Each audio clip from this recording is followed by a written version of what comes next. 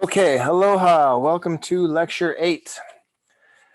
So last time around in lecture 7, we talked about embryonic folding and which types of tissues, all the different germ layers we eventually turn into, which was all super exciting stuff. So today we're going to talk about estimation of embryonic age, and then we're also going to talk about the highlights of weeks 4 through 8. So what you're looking at here is just a chart that talks about embryonic age and how they determine it. So basically, when you're looking at embryonic age, this is during the embryonic period, pre-fetal period, right? So during the embryonic period, the age is primarily determined by the physical features and characteristics of the embryo, such as whether it is a flat disc, whether the neural tube has formed, if the embryo has started to fold, how much folding has occurred, is there a caudal eminence present, how much of which limbs have developed, and all that kind of stuff. So this chart goes over all of that, but please don't memorize it. If you study the rest of the material, then all the stuff on this chart is just going to be redundant. It's just nice because it's a very concise, it goes over how big it is, how many somites there are, you know, what age it is and all the main external characters. It's just a really concise summary of the physical characteristics at the different stages. But if you listen to the rest of the lecture and take decent notes and pay attention, there's no reason to memorize this. It's redundant, okay? Please don't memorize this chart. So let's hit the highlights of weeks 4 through 8. So during week 4, there is a ton of action, okay? This is when the neural tube finishes forming, the embryo starts folding. This is when the heart starts to move to the chest and the head forms and the eyes begin to develop. And this is when you first see signs of limb development. So there's tons and tons of action between weeks 4 and 8, okay? So what we're looking at right here, this is a slide of a 22-day embryo. At this age, the embryo is only about 2.5 millimeters long. Those aren't centimeters, those aren't inches, those are millimeters. So I mean, a millimeter is what? The thickness of a fingernail. So this is the length of the width of, it's really small. Almost, I mean, you can see it with the naked eye, but this is a very magnified, it's pretty darn small. So basically, you can see that we've got the neural groove starting to form.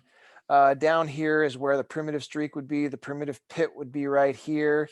And then the notochord would be coming up through here in the deeper layers, which of course, as you remember from previous lectures, the notochord stimulates neurulation.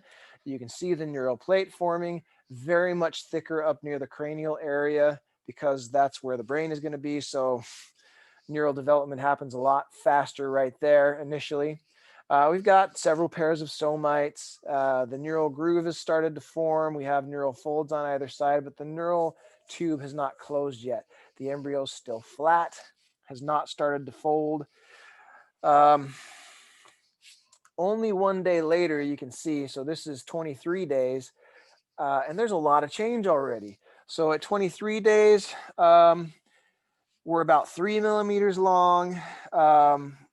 We've got the neural tube closing. It's all closed in the middle. We have open neuropores on the cranial end and the caudal end. So it's worth noting that once we get into the brain, we no longer use the term cranial because the brain is in the cranium, so it doesn't make sense to the scientists. So when we're talking about the nervous system, we use rostral instead of cranial. They're equivalent terms though. Rostral is towards the front of the brain and caudal is towards the back of the brain, towards the back of the nervous system, right? So the rostral neuropore is still open. So all of this neural tube is still in open communication with the chorionic sac, okay? Now, we've got roughly 10 pairs of somites at this stage of the game, and embryonic folding has started, but it still looks pretty straight. So moving on, this is only, again, 1 day later. So this is 24 days, and again, a huge amount of change. Now, you could see that there's a lot of change happening really, really fast during the stage of development, and because of that, estimation of embryonic age early on is pretty accurate. It's still an estimation, it's not exact. They can be off by a day or two, but so much is changing so fast that it's a relatively accurate way to, you can estimate the age pretty accurately at this stage of the game, right? Only 3 or 4 weeks in. So at any rate, this is day 24. So you can see the rostral neuropore has closed. Embryonic folding has progressed. This is the heart prominence over here. So you can see the heart has already moved to the chest. We still have the caudal neuropore open. So there's still open communication between the neural tube and the chorionic sac all around it. So all of this stuff over here is like the amniotic sac and stuff and the chorion that has been cut away from the embryo for purposes of visualization, right? You can see there's several more somites than there was before. Also notably, the first pharyngeal arch is clearly present now. Pharyngeal arches are structures that are primarily there transitionally. Structures in the pharyngeal arch are going to become different parts of the face. We're going to learn about that later on. So again, this is only 2 days later. Look how much this changes in 2 days. This is day 24. This is day 26. Oh my gosh, it's a completely different looking thing. So I always thought that, like 26 days around there, this thing kind of looks like a dinosaur or a big lizard or something. But anyway, so right now there's roughly 27 pairs of somites. We're about 4 millimeters in length now. Doesn't show well in the photo, but you can see it on the diagram. The lens placode is right in here. You can kind of see the shadow. The otic pit is a little bit more visible. This is going to eventually become the internal ear, the inner ear. And this, of course, is going to become the eye. This is the forebrain up here. You can see first, second, and third pharyngeal arches are present. This little notch right here is called the stomodium. This is actually going to become the mouth eventually. You can also see this really big heart prominence. So relative to the size of the rest of the embryo, the heart is pretty darn big. It's just huge. And that's great because you got this little primordial heart in here pumping away, feeding blood and nutrients and oxygen to the rest of this embryo that really needs it. One thing you'll also notice at 26 days is this very, very prominent caudal eminence. Now, caudal eminence is just a really fancy embryological term for the tail. It has a really big tail at this stage of the game. Okay. Yeah, so moving on, this is again only 2 days later. Again, quite a bit has changed in 2 days, right? So we've got now a fourth pharyngeal arch present. Altogether, there's going to be 6 pharyngeal arches, but they're not all present at the same time. So the lens placode of the eye is somewhere right in here. Again, not super visible on the photo, but they make it clear on the diagram. And then you've got the nasal placode that's going to become the nasal cavity eventually up in here. Here's the stomodium that's going to become the mouth. You've got 2 heart eminences now. This one here is an atrium and this one's a ventricle. And then you've got limb buds. Look, this is the upper limb bud and then you've got the lower limb bud. Right around now, they kind of stop counting how many somites there are because there's so many of them that it's not really useful anymore. So anyway, yeah, this is getting near the end of week 4. And so at the end of week 4, the beginning of week 5. So during week 4, the intestines are growing really, really, really fast. So fast, in fact, that they can't be housed in the abdomen anymore. They spill out and they herniate into the umbilicus. And that's pretty normal. There's going to be a significant amount of intestinal tissue that is herniated into the umbilicus at this stage. There always is. Now, during week 5, not a whole lot happens. The embryo gets bigger, but the head gets bigger way faster than the rest of the embryo, right? So by the end of the week 5, you can already kind of see it. Like the head is really big, so big that it's just flopped over so that the face is down against the heart, right? And that becomes even more apparent, more prominent by the end of week 5. Also worth noting is between week 4 and week 5, somewhere you start to see the development of this little structure right here called the mesophrenic ridge, which is going to be the site of the kidneys. That's where the kidneys are going to form eventually. Let's see. So by the end of week 5, we're about 7 to 9 millimeters long. All right. So week 6 is really cool. And I know you don't know why, or you might know why, maybe you read ahead.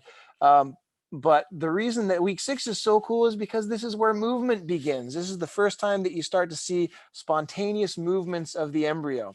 Now, these are just like jerky, uncoordinated movements, and this is a long, long ways before mom can ever begin to feel it, but it's still kind of exciting because the thing's starting to come alive, it's starting to move, which is really cool. Now, of course, the heart's been beating for quite some time at this stage, but like it's starting to move its body now, which is really, really exciting. Um, so the limbs are further developed. You start to see foot plates and hand plates at the end of the limbs. Now, the upper limb is about 4 days ahead of the lower limb in development, and it pretty much stays that way until they're all, pretty well fully developed. By the end of week 6, you can see digital rays clearly in the hand plate, and those are eventually going to separate into the individual fingers. The eye is now very clearly visible in the photo, and that is largely because of the presence of pigment in the retina. So the retinal pigment is in the eye now, so you can see the eye very clearly.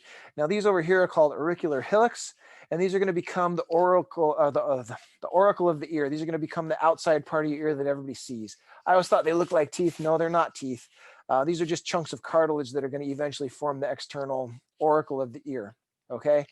Now, you also have this little groove right here. So this is the nasolacrimal groove, and eventually this is going to close off into a tube, and that's going to become the lacrimal duct, which the function of that is it connects your eye with your nasal cavity. That's why when you cry, your nose runs, because the tears actually drain through that tube directly into your nasal cavity. What else? I think that's really about it. Again, you got a huge heart prominence. This heart is super, super big relative to the rest of the embryo, and that's okay because this guy needs blood. He needs nutrients. Let's see. So also what's really cool is by the end of week 6, we're about 12.5 millimeters long. So we've almost doubled in size in just a single week. So this thing's starting to grow a lot faster.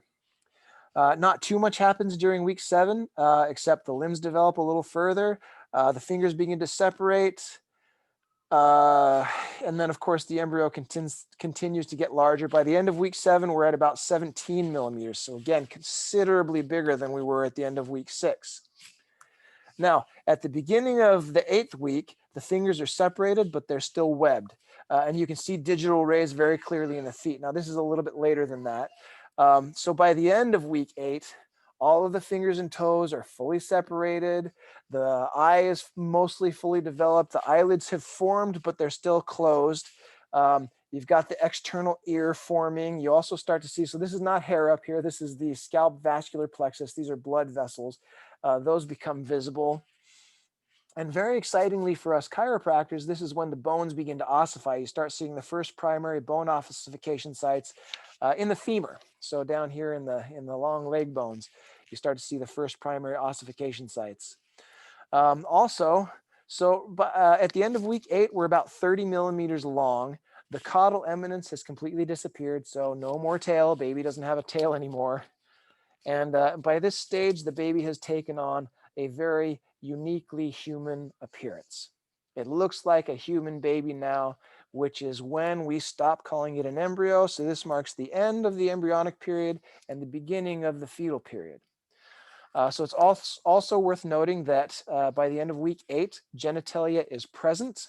The genitals are there, but you still can't tell which one it is. The males and the females, their genitals look just exactly alike, which more or less looks like female genitals. They just haven't differentiated into male or female yet, but they're there.